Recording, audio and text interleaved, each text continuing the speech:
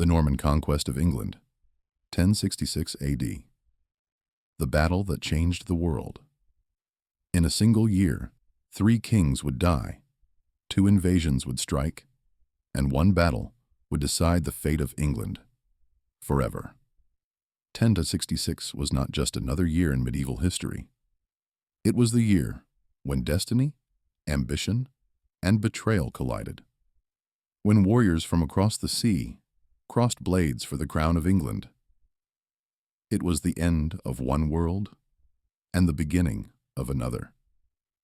This is the true story of the Norman Conquest, the war that changed the English language, the monarchy, and the map of Europe itself. Chapter 1. The Death of a King. In the winter of January 1066, England's beloved king, Edward the Confessor, lay dying in his bed. He was a pious man, gentle and devout, more priest than ruler, and he left behind no children. His death would open the gates of chaos. 3 men believed they had a right to his throne: Harold Godwinson, the powerful English earl, and Edward's brother-in-law; William, Duke of Normandy, a distant cousin who claimed Edward had promised him the crown years earlier; and Harold Hardrada, the legendary Viking king of Norway, who believed an old pact gave him claim to England as well. When Edward died on January 5th, Harold Godwinson was crowned king the very next day. The crowds cheered, but across the sea, 2 storms were already forming. Chapter 2. William of Normandy, the bastard duke. To understand the invasion that followed, we must understand the man behind it. William of Normandy, known to his enemies as William the Bastard. Born out of wedlock in 1028, William rose through blood and fire. His father, Duke Robert of Normandy, died when William was just a boy. Nobles rebelled, assassins stalked him, and his life was saved only by loyal knights and his own iron will. He learned early that mercy was weakness and fear was power. By his 20s, he had turned Normandy, a duchy of former Vikings, into one of the most organized and militarized states in Europe. He built castles, crushed revolts, and ruled through terror and loyalty alike. He believed he was chosen by God to bring order where others sowed chaos. Years earlier, William had visited England, and King Edward, who had no heir, allegedly promised him the crown. Later, Harold Godwinson himself, shipwrecked on Norman shores, swore an oath to support William's claim. Now that Harold was king, that oath had been broken. To William, this was not just betrayal. It was perjury against God. And so, he began to plan an invasion. Chapter 3. The Calm Before the Storm. While William built his fleet in Normandy, England seemed at peace.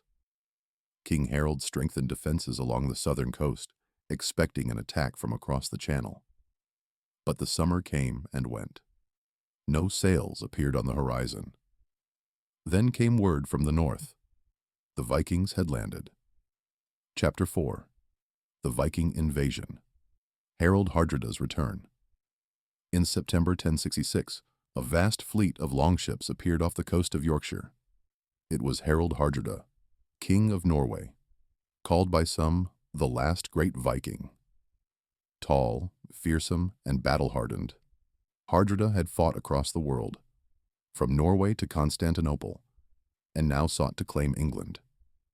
He was joined by Tostig Godwinson, Harold's exiled brother, who had turned traitor. They marched inland and crushed the local English forces at the Battle of Fulford near York. England seemed ripe for conquest. But King Harold moved faster than anyone thought possible.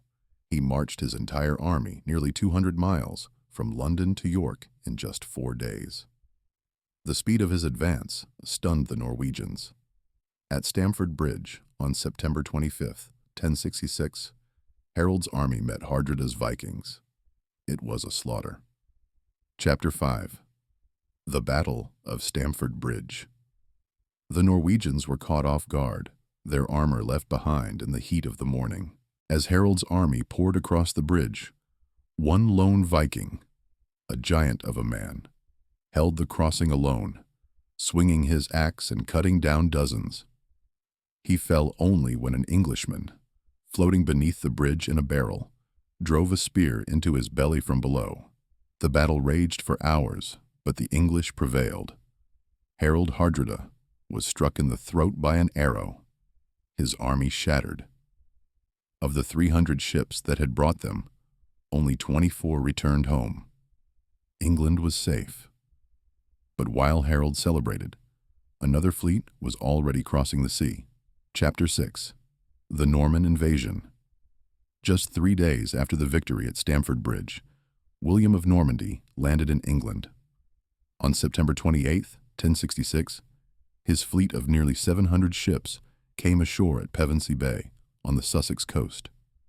Unlike the Vikings, William came prepared for conquest, not plunder. He brought not only knights and archers, but carpenters, cooks, priests, and masons. Within days, he built a wooden fortress at Hastings, the first of many Norman castles that would dominate England. When Harold heard the news, he turned south at once. His men were exhausted, many wounded from the Viking battle. But he could not wait. William was burning towns and demanding surrender. On October 13th, Harold reached the ridge near Hastings. He took position on a hill called Senlac Ridge, shield wall tight, axes ready. William awaited him below, his knights armored in steel, his archers behind them. The most decisive battle in English history was about to begin. Chapter 7. The Battle of Hastings. October 14th, 1066. The morning was cold and clear. Two armies faced each other. The Saxon infantry forming a solid wall of shields atop the hill, and the Normans in 3 divisions below: Breton, Norman, and Flemish. At dawn, William gave the order to advance. Drums thundered, horns sounded, and thousands of arrows darkened the sky. The Norman infantry charged uphill, but were met with unbreakable English resistance. Axes and swords crashed, the air filled with screams and iron. Time and again, the Normans charged, and time and again, they were thrown back. Rumor spread that William himself had been killed. His line began to waver. But he rode through his men, lifted his helmet, and shouted, "Look at me! I am alive, and by God's grace I will conquer." To break the Saxons' defense, William tried something new: a feigned retreat. He ordered his cavalry to fall back, pretending to flee. The English, thinking victory was at hand, broke formation and chased them downhill.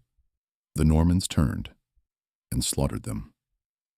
The tactic worked again and again, slowly thinning the Saxon ranks.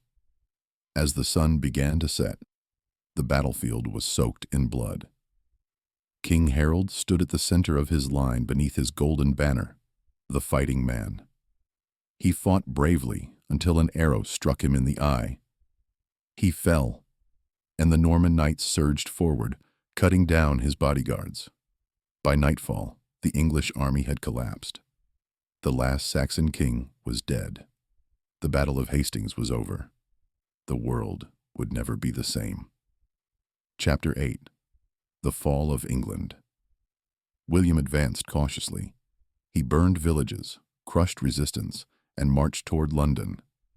The English nobles, realizing all was lost, surrendered and crowned him King of England on Christmas Day, 1066, in Westminster Abbey, the very church Edward the Confessor had built. But the coronation was not peaceful. Outside the abbey, Norman soldiers heard shouts from the crowd and thought it was an uprising. They set fire to the surrounding houses. The cathedral filled with smoke as William was crowned, a fitting symbol for the violent birth of Norman England. The conquest had begun, but peace was far away. Chapter 9. The Years of Fire, 67 and 72. For years after Hastings, England burned with rebellion. The North rose in revolt. Nobles resisted the foreign invader. William responded with terror.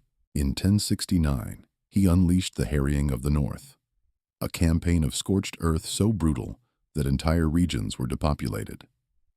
Villages were razed, crops destroyed, and tens of thousands starved to death. Chroniclers wrote that no man nor beast was left alive, and from York to Durham, the land lay desolate. By 1072, resistance had ended.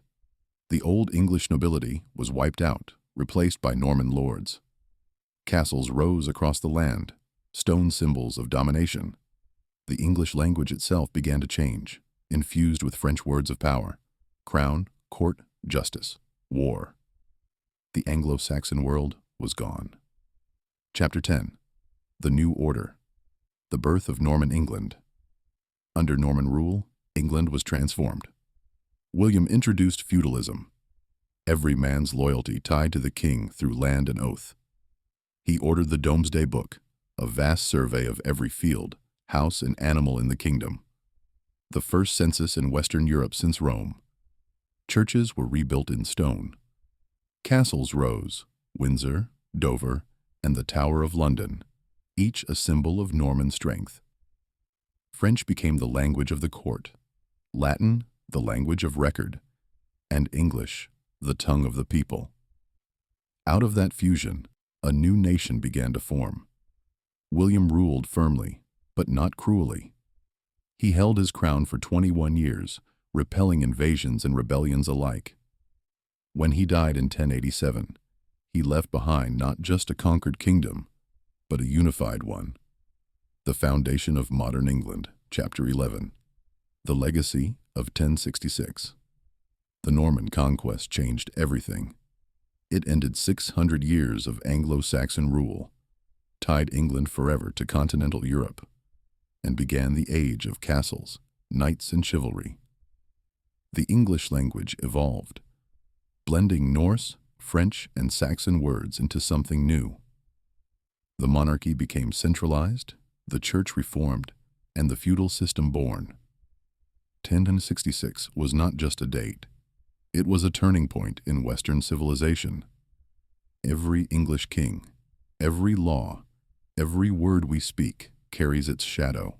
Before 1066, England was a land of Saxons. After 1066, it became the heart of an empire.